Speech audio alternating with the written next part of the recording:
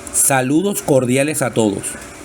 En el marco de las segundas jornadas de biología del Instituto Pedagógico Rafael Alberto Escobar Lara de la UPEL Maracay y con motivo del Día Internacional de la Diversidad Biológica que se celebra el 22 de mayo, damos inicio a la conferencia titulada El Tesoro Paleontológico de Venezuela. Nosotros podemos definir a un fósil como cualquier evidencia física o química de un organismo pretérito, la cual debe tener al menos 10.000 años de antigüedad. Estas evidencias suelen encontrarse en alguno de los estratos geológicos de la superficie terrestre. Los fósiles más comunes son aquellos que se originan a partir de las partes duras o mineralizadas de los organismos. Como ejemplos, podemos contar conchas, caparazones o esqueletos, los cuales se degradan mucho más lento que los tejidos blandos. Estas partes duras pueden generarse como consecuencia del crecimiento, cuando hablamos, por ejemplo, de las mudas de los moluscos o de otros invertebrados. Podemos nombrar las astas de los cérvidos, en este caso de los venados, y también pueden corresponder con partes de otros organismos fuera del reino animal, tales como las raíces y las ramas de las plantas. Por otro lado, los túneles o galerías que podría generar un organismo vermífero, tal como un gusano, o los productos metabólicos que pueden dejar la baba de un caracol, también pueden preservarse en el tiempo de una manera muy particular. Algunos vestigios son incluso difíciles de definir en términos vitales, ya que encontramos el caso de ciertos tipos de polen y hasta el caso de esporas que tienen la capacidad de germinar luego de miles de años.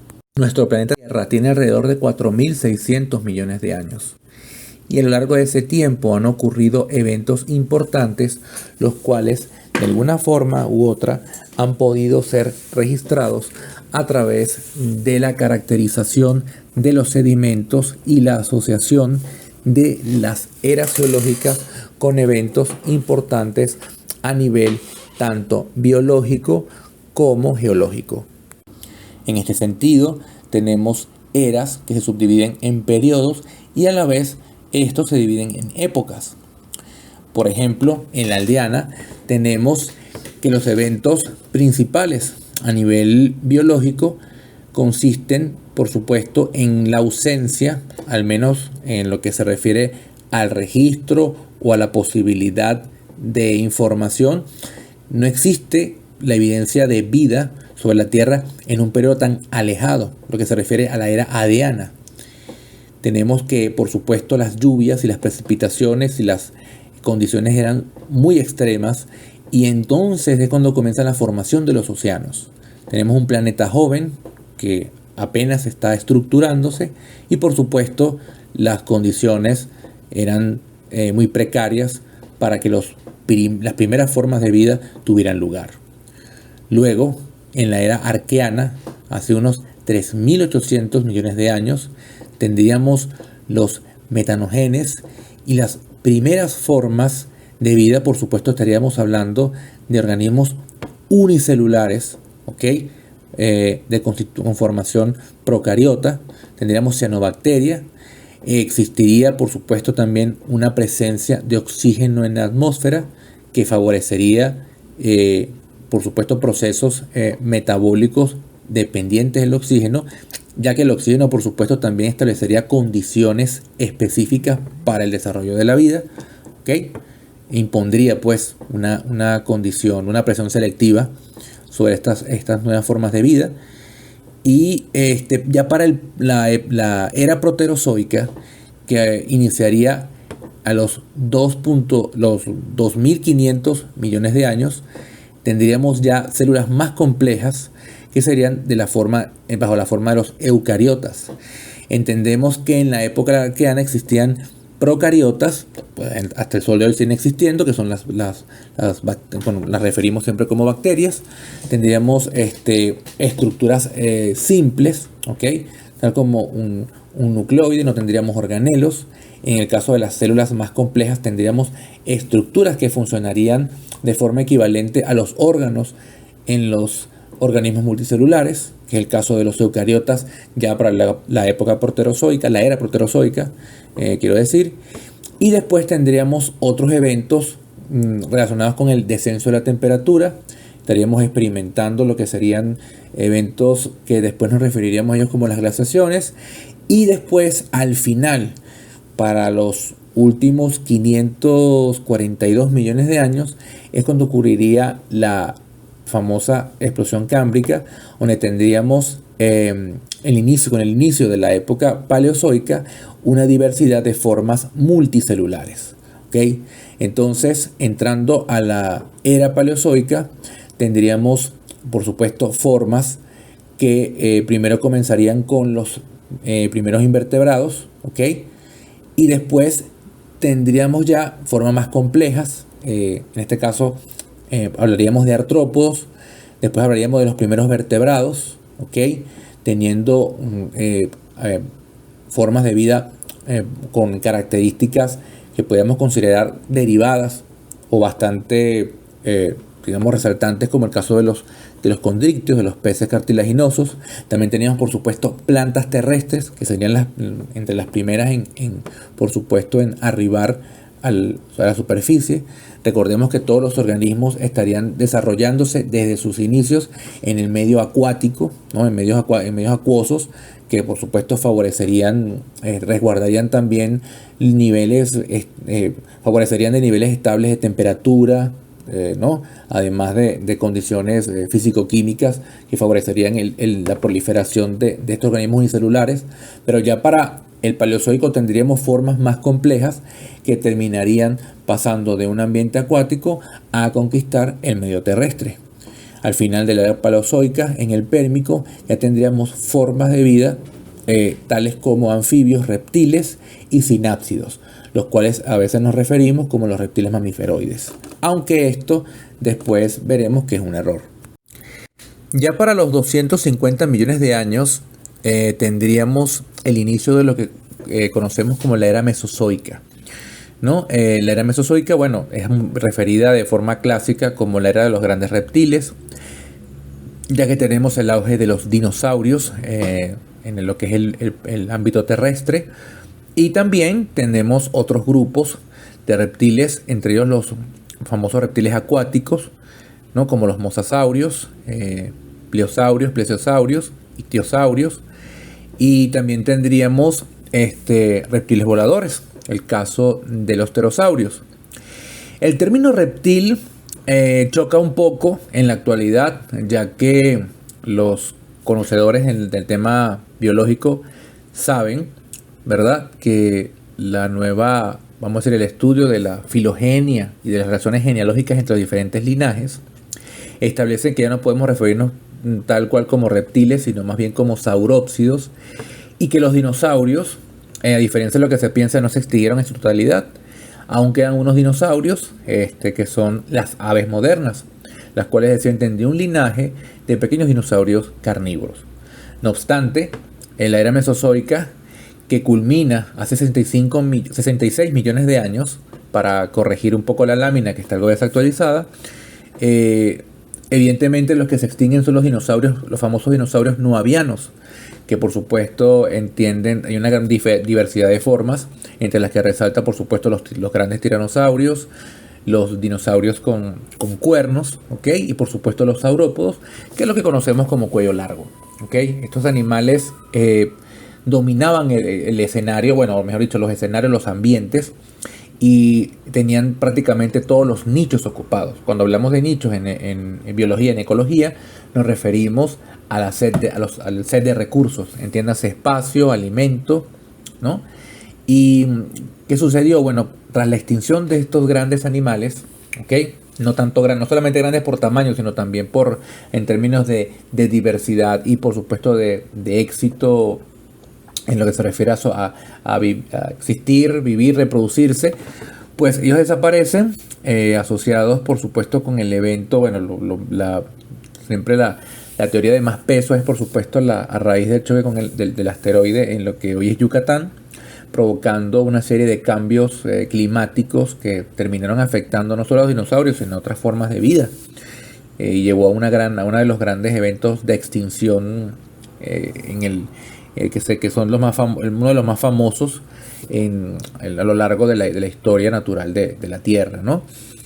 No obstante, los mamíferos ya existían, de hecho derivan del grupo de los sinápsidos que vimos al final del Pérmico. ¿Y qué sucede? Estos grupos, estos pequeños mamíferos, que fueron pequeños y que estuvieron, vamos a decir, rezagados en presencia de los grandes dinosaurios durante el Mesozoico, encuentran nichos disponibles y por supuesto ocurre todo un proceso de diversificación. ¿Okay? Esta diversificación condujo a la aparición, por supuesto, de diferentes formas, una radiación también de formas acuáticas, formas terrestres. ¿Okay? Tenemos por supuesto en la era cenozoica, que abarca, bueno, que incluso inicia a partir de esos 66 millones de años en adelante, los 65 millones de años en adelante, pues tendremos un aumento del tamaño de los mamíferos, que para el tiempo de los dinosaurios eran como pequeñas musarañas, pequeños roedores. Tenemos por supuesto al mayor animal terrestre, ¿no?, en términos de volumen y masa corporal, que es la ballena azul, grupo de los cetáceos. Tenemos ungulados, tenemos animales con pezuñas, tendremos por supuesto primeramente los marsupiales, y por supuesto llegamos a la especie que ha tenido un mayor impacto sobre el resto de las demás desde su aparición, que por supuesto nos referimos a la nuestra, al ser humano, al Homo sapiens, ¿no? Incluso aquí en esta gráfica, en esta lámina, podemos ver que se habla incluso hasta de una era histórica, refiriéndose en realidad al periodo cuaternario.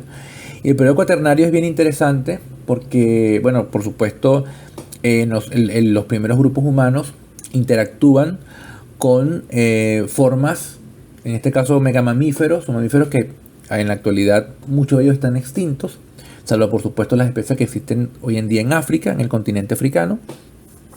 Y por supuesto existe también muchas hipótesis sobre el impacto que tuvieron los primeros grupos humanos sobre esa fauna. Y para que lo sepan, les adelanto la historia en este caso, la historia fósil, o la historia, mejor dicho, la historia natural en nuestro territorio y en Sudamérica, no están exentos de esa interacción entre los primeros grupos humanos y los grandes mamíferos extintos, ¿no? Pero es más que obvio que, bueno, esta resalta pues en lo que es la era cenozoica y el resto del tiempo, por supuesto, hasta la actualidad, el auge de los mamíferos. Es importante destacar que el inicio del Pleistoceno, la época del Pleistoceno dentro de lo que es el Cuaternario, señalan que es hace unos 1.8 millones de años. Eso no es así. En realidad, por lo menos la tabla cronoestratigráfica actualizada establece que el límite del Pleistoceno inicia mucho antes, en hace 2.5 millones de años, y culmina hace aproximadamente unos 12.000, 13.000 millones de años ante el presente, ¿no?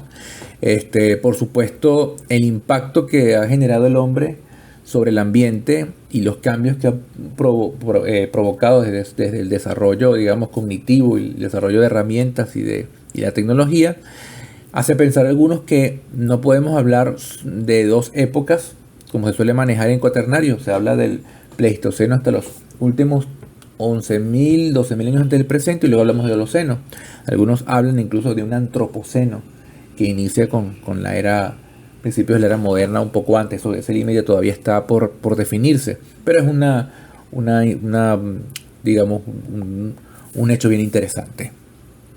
Entonces es bueno que lo tomemos en cuenta, y ciertamente los eventos de extinción, digamos, de grandes grupos, pues han sido recurrentes y han dependido tanto de procesos graduales como de procesos, vamos a decir, repentinos, drásticos, que involucran, por supuesto, cambios considerables en el ambiente, en el entorno, que evitan, o mejor dicho, forzan o hacen demasiado engorroso que las formas de vida que están adaptadas hacia unas condiciones específicas, pues puedan adaptarse o aclimatarse a dichos cambios, ¿no?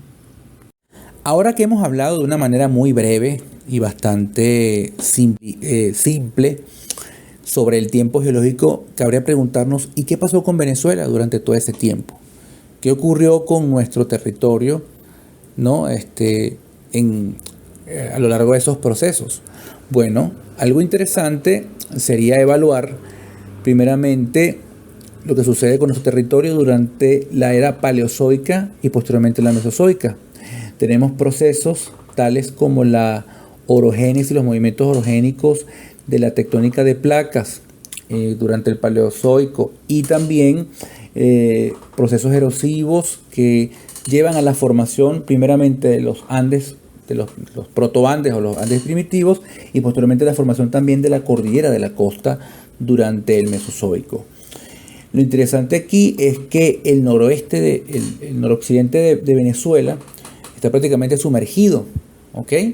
Teniéndose que la mayor parte del territorio, por supuesto el territorio expuesto, o mejor dicho en tierra firme, corresponde con el macizo guayanés. En ese sentido, la diversidad de fósiles, ¿verdad?, en estas regiones, cuando se han explorado, corresponde más a la presencia tanto de vertebrados como de invertebrados, sobre todo de invertebrados acuáticos, invertebrados marinos, ¿no? Y esto lo vamos a ver mejor a partir de las siguientes láminas. En esta lámina tenemos una reconstrucción paleoartística de un ambiente marino durante el Cretácico Superior de Venezuela. Fíjense ustedes que aquí lo que destacan son, por supuesto, organismos adaptados a la vida acuática, entre ellos el mosasaurio que se encuentra al centro atacando a un tiburón del género Squalicorax, ¿ok? En la parte superior izquierda tenemos a un plesiosaurio que, aunque nos recordaría a un dinosaurio acuático, o por qué no, al famoso monstruo del lago Ness, efectivamente estamos hablando de una criatura, un organismo real que conocemos su existencia por el registro fósil. En Venezuela ha sido referido a la especie Alzadasaurus tropicus, ¿ok? Y lo podemos ver aquí en una probable, una posible actitud cazando peces que forman parte de un cardumen mucho más numeroso, ¿no? En la esquina superior izquierda también tenemos a unos pequeños organismos, aunque se ven un poco más grandes por el tema de perspectiva, ¿no?, que son los amonoideos. Fíjense que estos son unos cefalópodos que tenían una concha espiralada que vagamente recuerda un caracol, pero estas, por supuesto, presentaban cámaras que les permitían maniobrar lo que era la flotabilidad, ¿no?, entre comillas. Es interesante también ver otro tipo de cefalópodo con concha, ¿no?, que es el belemnoideo, que se encuentra, o belemnites también se le conoce, que se encuentra en la esquina inferior izquierda, al fondo, ¿ok? Por supuesto, la concha es más parecida a un estuche o vaina, ¿no?, que a una forma más espiralada, como el caso de los amonoideos. Y fíjense que aquí también podemos observar otras formas, que por lo menos este tiburón de la especie Ticodus mortoni, que se está alimentando de pequeños moluscos en la zona bentónica, ¿no? Y también observamos por último un depredador del grupo también de los peces. En este caso tenemos a los Pesteleosteo cifactinus, pez bulldog, ¿no?, o pez en este caso de cara corta, ¿no?, el cual destaca por supuesto por sus dientes afilados. Entonces lo que tenemos acá es, como les dije, una interpretación basada por supuesto en las libertades artísticas del dibujante, pero al mismo tiempo sigue, ¿ok?, las instrucciones o los lineamientos de los especialistas, ¿no?, que por supuesto, si bien no hay evidencias directas de del comportamiento, el mismo se deduce haciendo comparación con formas de vida actuales que presenten de repente adaptaciones similares, o en el caso, por supuesto, también nos ayuda la dieta, la anatomía, ¿no?, de estos animales a descifrar ese modo de vida que, aunque se nos devela como algo ajeno, podemos aproximarnos de una forma realista, ¿no? El hecho de que los dinosaurios no conformen la mayor parte del registro fósil del Mesozoico no significa que no hayan existido. De hecho, tenemos 2 especies de dinosaurios reportadas para el Mesozoico de Venezuela, específicamente para el Jurásico Medio. Estaríamos hablando de hace unos 200, poco más de 200 millones de años antes del presente, y corresponden ambos a la formación La Quinta, ubicada en el estado Táchira. La nueva clase saurópsida, que ya no se refiere como reptilia, ya que en esta nueva ramificación, en esta nueva clasificación, podemos ver que al final se ven a las aves incluidas dentro de este grupo saurópsidos, ¿no? Haciendo recalco de que las aves derivan de un grupo de pequeños terópodos, por supuesto relacionados con los dromeosaurios o los famosos raptores, y que adicionalmente el grupo de los grandes, los dinosaurios, tanto los dinosaurios avianos como no avianos, por supuesto conforman a su vez, junto con los cocodrilos y los pterosaurios, un linaje que se conoció también como los arcosaurios o reptiles dominantes. Y bueno, hasta cierto punto eso sigue siendo algo viable y algo que se mantiene vigente si consideramos la diversidad de avifauna y por supuesto a los cocodrilos y los nichos que todavía por supuesto mantienen, ¿no?, como depredadores. Entonces, bueno, obviamente los cambios en la diversidad han sido bastante drásticos, pero sí, esto nos da que pensar sobre la supervivencia de algunos grupos, incluyendo los mismos dinosaurios, que bueno, no se han extinguido, simplemente los vemos con una apariencia totalmente distinta a la que nos imaginábamos, ¿no? En esta lámina tenemos a la Quintasaura venezolana. Esta reconstrucción paleoartística es de mi autoría. Aquí lo que tratamos de representar aspectos como, por supuesto, la complexión grácil de este animal. Se trataba de un dinosaurio que medía alrededor de 1 metro, cuando mucho de largo. Estaríamos hablando de un animal del tamaño de un perro pequeño, Y este dinosaurio sería de hábitos mayormente herbívoros, aunque no se descarta que pudiese alimentarse de pequeños insectos y otros invertebrados. En este podemos ver la reconstrucción del esqueleto y las proporciones, por supuesto, estimadas de la Quintasaura venezolana a partir de los elementos recuperados de su sistema óseo. Estaríamos hablando de elementos apendiculares y también aquellos correspondientes a la columna vertebral, ¿no? Sepan que el material puede parecer escaso, pero al mismo tiempo, más bien se podría decir siempre en términos de fósiles y de descubrimientos, que son afortunados de contar con varios elementos, ya que la estimación de tamaño puede ser más precisa, ¿no? Y también sepan que, como les digo, no es común, dado lo fortuito que es el proceso de fosilización, encontrar un esqueleto, el material completo de un organismo en particular. La segunda especie es bien interesante. Se trata de un terópodo que aparentemente compartió el mismo territorio que la Quintasaura. No se descarta y hasta a veces se especula que pudiese ser una presa recurrente, lo cual no hay una evidencia directa. Este dinosaurio no es otro que Tachyraptor admirabilis, ¿no? Este dinosaurio podía alcanzar, a diferencia de la Quintasaura, una talla más cercana a los 2 metros de longitud. Estaríamos hablando de un animal mucho más grande, y su linaje está más ligado del resto de los terópodos al linaje de Dilophosaurus, famoso por las películas de Parque Jurásico, y al Quirilophosaurus, Entonces, en ese sentido, la reconstrucción que ven aquí estuvo a cargo de Maurílio Oliveira, un paleoartista brasilero, el cual representa a Tachyraptor tratando de cazar a unos pequeños la Quintasaura.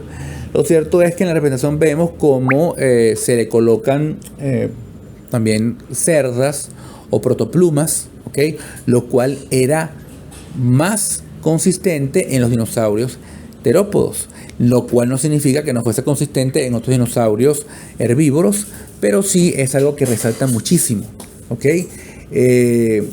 La razón no es que exista una evidencia directa que nos diga que este dinosaurio tuvo plumas, protoplumas o estructuras similares a cerdas, sino que aquí se emplea una especie de criterio conocido como horquillado filogenético, en donde si los parientes mejor conocidos de este dinosaurio presentan un carácter, lo más probable es que también este grupo lo presente. Es importante destacar que Tachyraptor admirabilis solo se conoce por restos de la pelvis y de una tibia, ¿ok? La cual se utilizó para estimar, hacer una aproximación de su talla, ¿ok? Entonces, bueno, en ese sentido, el trabajo también nos lleva a otro punto importante. Si bien el nombre Tachyraptor recuerda a los raptores de Parque Jurásico, lo cierto es que Tachyraptor no es un raptor, no es un dromeosaurio, ¿ok? Vendría siendo más bien un terópodo basal de un linaje o de un clado conocido como Averrostra, ¿ok? Que viene siendo algo así como los dinosaurios con rostro de ave, ¿ok? Este es ese mismo grupo basal es el que da origen a las formas más modernas de terópodo, entre comillas, digamos, en este caso las derivadas o las que existieron hasta el final de la era mesozoica. Más allá del Mesozoico, destacan yacimientos muy prolíficos que corresponden con la era Cenozoica. Entre ellos tenemos la formación Urumaco, la cual está ubicada en el municipio homónimo del estado Falcón, específicamente en la región noroccidental del mismo. El clima actual en general es árido y semiárido, con un déficit hídrico la mayor parte del año y temperaturas elevadas entre 27 y 30 grados centígrados, que en días muy calurosos pueden llegar incluso a los 38 grados centígrados. La vegetación dominante es xerofítica y la cobertura vegetal es escasa, por lo cual los procesos erosivos son importantes en el relieve. Desde el punto de vista geomorfológico, la forma dominante es de relieves residuales, con estructuras denominadas cerros testigos, como Cerro Atravesado, Cerro Vacunare, Cerro Chihuaje y el Picache. El tope de estos cerros está generalmente constituido por capas de rocas duras, a manera de un testigo erosional, mientras que las bases están formadas por rocas de menor competencia y de naturaleza lutítica. La formación Urumaco se encuentra a unos 60 kilómetros del occidente de Coro, capital del estado Falcón. Al este limita con el río Mitare y al oeste con los ríos Sazarida y Lagarto. Su edad geológica oscila entre 8 y 6 millones de años atrás, lo cual la sitúa en el Mioceno tardío. Sin embargo, es importante destacar que las últimas localidades georreferenciadas en la región de Urumaco contemplan una cronología que abarca desde 25 millones de años antes del presente hasta unos 12.000 años atrás. El material fósil comprende elementos marinos, dulceacuícolas y continentales de invertebrados, peces, reptiles y mamíferos, los cuales posiblemente habitarían en un paleoambiente estuarino asociado a un bosque subtropical circundado por lagos y ríos que desembocarían en el mar.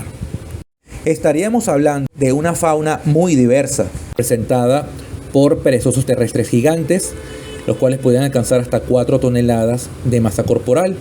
También hablaríamos de grandes roedores como Phoberomes pattersoni, cuyas dimensiones se asemejarían a las de un oso, y una masa corporal de media tonelada, es decir, 500 kilogramos como máximo, estimado.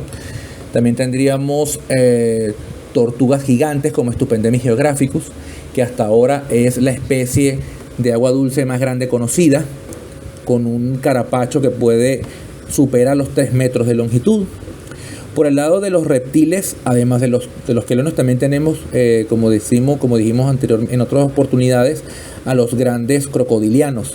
Tenemos en la familia Ligatoridae al Purusaurus mirandai, un gran caimán, entre comillas, o un pariente muy cercano de los caimanes actuales. pero que podía alcanzar unos 9 metros de longitud y por supuesto sería el depredador tope de su ecosistema. En otro caso, en otro ámbito también tendríamos a gaviales gigantes, ¿no? Los cuales por supuesto estarían más especializados a una dieta piscívora. Y otras adaptaciones encontraríamos en Mourasuchus, el famoso caimán con rostro de pato, el cual es una especie por supuesto extinta, adaptada aparentemente a la pesca, mejor dicho, a la cacería por emboscada, ¿no? Sería el mejor ejemplo de lo que uno suele decir de manera figurativa, pero sería literal, caimán en boca de caño, ya que este animal tendría una adaptación en su, vamos a decir, en su hocico para aparentemente usarlo de una manera similar a estas plantas atrapamoscas, estas plantas carnívoras, que simplemente mantendría la boca abierta, ¿ok? Y entonces el cierre, vamos a decir, súbito, al apenas sentir un cambio de presión o la cercanía de una presa, crearía por supuesto una corriente negativa que permitiría tragarse al pez o a los peces y por supuesto obtener su alimento de esta manera. Una forma, por cierto, muy pasiva de alimentarse. Pero la diversidad no termina allí. También tenemos formas como manatíes y delfines. En el caso de los mamíferos acuáticos tendríamos toninas del género Inia, ¿ok? Y por supuesto la ictiofauna representada por los famosos peces gato o bagres en nuestro caso, nuestro léxico, ¿no? Y por supuesto tendríamos importante diversidad de peces cartilaginosos. Incluso se han encontrado dientes del famoso megalodón, que era un tiburón lamiforme muchísimo más grande que el tiburón blanco, ¿no? Hablando de estimaciones que suponen que este animal podía superar los 10 metros de longitud, incluso acercarse a los 18, ¿no? Podemos remontarnos a la década de los años 60 y 70, cuando los sitios de Moaco y Taima, ubicados al noroeste del mismo estado, fueron excavados por el geólogo José Royo Gómez y más tarde por el antropólogo José María Cruxen, quienes recuperaron artefactos líticos producidos por los primeros pobladores humanos en estas tierras, asociados con fósiles de megamamíferos y cuya antigüedad oscila entre 16 y 14.000 años antes del presente.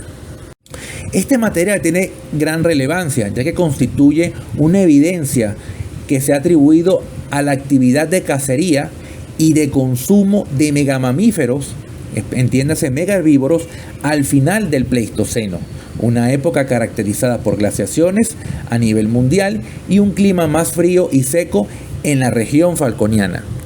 Otras regiones de Venezuela, como por ejemplo la localidad del Vano, ubicada ya no en Falcón sino en el estado Lara, fue objeto de un descubrimiento por parte del personal del Museo Antropológico de Quíbor, donde se obtuvieron materiales como piedras, percutores y puntas de lanza, así como un material óseo perteneciente presumiblemente a perezosos gigantes terrestres, los cuales tenían o presentaban marcas que se asociaron con impactos producidas por artefactos contundentes, específicamente marcas de cortes y hematoimpresiones, a punto que se ha hipotetizado que los bebederos utilizados por estos grandes animales pudo servir como sitios de caza por los primeros aborígenes venezolanos.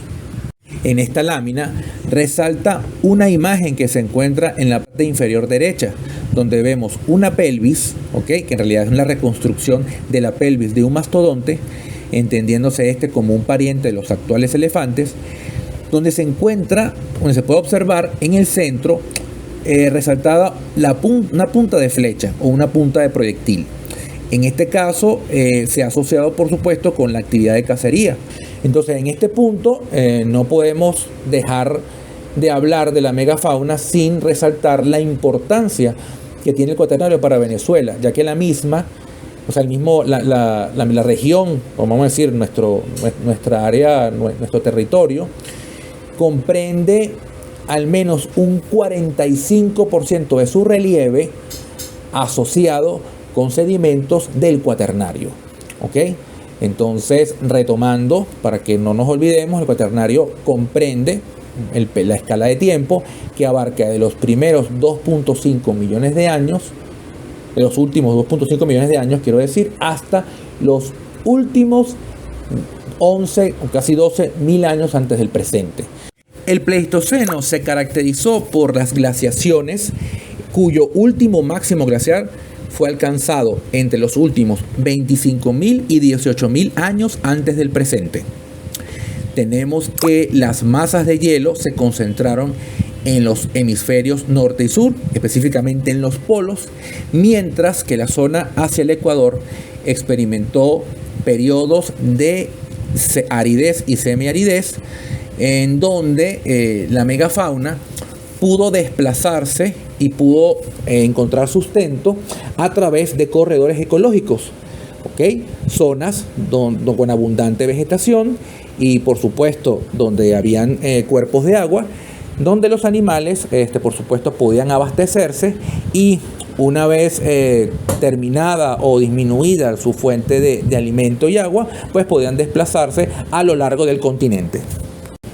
Hemos hablado mucho de la megafauna, pero no la hemos definido correctamente. La megafauna hace alusión a aquellos grandes animales, específicamente mamíferos terrestres, ¿ok? Aunque a veces se suele incluir a otros vertebrados del Cenozoico, también terrestres, como grandes reptiles o incluso aves. Por supuesto, no estaríamos hablando de dinosaurios, ya que estos existieron en la edad mesozoica. Y entonces, volviendo al término, megafauna vienen siendo todos estos mamíferos que pueden alcanzar o superar la tonelada de peso. Incluso a veces lo podríamos poner en un nivel inferior de 500 kilogramos o incluso menos, los 100, 200 kilogramos. De hecho, inicialmente hablábamos de megafauna cuando nos referíamos a cualquier mamífero terrestre que superara los 40 kilogramos. Entonces, la megafauna, específicamente del Cuaternario en Venezuela, está constituida o representada, mejor dicho, principalmente por 4 órdenes, representantes del orden Pilosa, ¿ok?, que comprende, además de las perezas arborícolas y los osos hormigueros actuales, que sobreviven hasta hoy, existieron además perezosos gigantes que podían alcanzar la masa corporal de un elefante, ¿ok? Entiéndase los megaterios, milodóntidos y megaloníquidos. También tenemos, como les dije antes, animales con pezuñas sudamericanos, como el orden Litopterna y los notoungulados. Unos parecían camellos o camélidos, otros se parecían más a los hipopótamos o a los rinocerontes, pero tenían adaptaciones particulares que por supuesto los distinguían, además de características diagnósticas que no compartían con los linajes actuales de animales con pezuñas, como lo son los artiodáctilos y los perisodáctilos. Luego tenemos también dentro del grupo de los cenartros los armadillos gigantes, como el gliptodonte, que podía alcanzar tallas de hasta semejantes a un auto pequeño. Okay, estaríamos hablando de un animal que podía alcanzar una tonelada de peso o incluso superar la tonelada de peso y superar los 3 metros, okay, de longitud. Luego tenemos a los proboscidios, ya hablamos de los mastodontes. En Sudamérica el registro es, hasta el momento, me refiero sobre todo en el norte de Sudamérica, bueno, en Venezuela, el registro corresponde a los gonfoterios, que son los llamados mastodontes. Y bueno, además de ellos, por supuesto, tenemos otros elementos faunísticos como carnívoros, ¿no?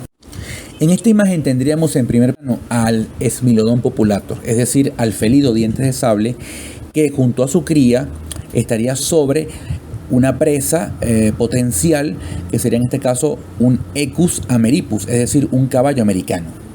También podemos ver otros elementos como el mapurite en la parte inferior derecha con Hepatus semistratus, el cual se defiende de un agresivo zorro gris, Urocion, sería el género. Y en la parte superior izquierda se puede ver también una pareja de lobos terribles, unos cánidos de la especie Aenosiondirus, los cuales podrían bien estar esperando la oportunidad para arrebatar la presa al hipercarnívoro Smilodon. En la parte central, al fondo, posando sobre la rama también se ve un jaguar o tigre mariposa, ¿no? Pantera onca, cuyo registro también está en el Pleistoceno, pero que esta especie pues perdura hasta hoy. Y en el extremo superior derecho, atraído por el olor de una presa recién muerta, pues ahí también se acerca de forma imponente el Arctotherium wingei, que aprovecharía su tamaño, ¿okay? Que aun cuando se trata de un úrcido pequeño o mediano, sigue siendo más grande que el resto de los carnívoros. Intentaría amedrentar al hipercarnívoro y cualquier otro depredador que se acercase, utilizando su tamaño para poder robar el cadáver, ¿no? Aplicar el cleptoparasitismo. Eso es esto es por supuesto, una representación con una connotación especulativa, pero basada, por supuesto, en el comportamiento que uno podría suponer de estos animales, por supuesto, entendiendo su naturaleza y, por supuesto, las características y la filogenia, en este caso, asumiendo que se tratan de carnívoros que serían similares a las formas actuales y que se comportarían de una manera similar, ¿no? Entonces, aquí podríamos asumir o más bien suponer ciertas cosas, ¿no? Que no tendríamos muy claras, pero que al mismo tiempo parecen apuntar a esa dirección, como lo sería, por ejemplo, la razón de por qué la reducción de esa diversidad de grandes animales que ocurre en Sudamérica, incluyendo por supuesto los úrcidos, es decir, los osos. ¿Por qué desaparecen y por qué quedan reducidos a una sola especie, que es Tremartops ornatus hoy en día? Bueno, fíjense, un escenario probable es que el declive de las presas grandes, que pudo ocurrir por consecuencia de los cambios climáticos a comienzos del Holoceno, esto pudo haber propiciado modificaciones erráticas en la vegetación que causarían la extinción de las grandes especies de megaherbívoros, que eran a la vez el alimento de grandes carnívoros contemporáneos, ¿no? Refiriéndonos a ese mismo periodo. Entonces, claro, la vegetación cambia, la fuente de alimento disminuye, ¿ok? Estos grandes herbívoros no se pueden adaptar al cambio y, por supuesto, la comida empieza a escasear. Entonces, claro, los grandes carnívoros disminuyen también en número paulatinamente, o en el caso de los osos se hacen más herbívoros que carnívoros.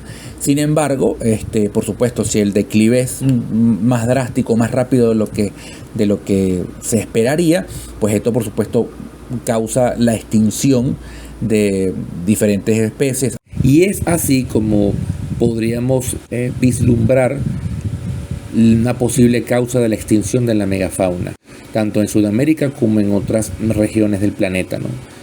Un declive importante de la biodiversidad, sobre todo de grandes animales, debido a cambios climáticos, ambientales, de repente la acción incipiente del hombre que pudo haber afectado algún eslabón en la trama trófica, son los posibles detonantes que causaron esa gran desaparición. Y bueno, hasta aquí entonces concluyo esta presentación. Espero que hayan disfrutado muchísimo de este material y mis agradecimientos al Departamento de Biología de la UPEL Maracay por esta grata invitación. Ha sido un placer y que tengan una feliz jornada. Un abrazo, que estén muy bien.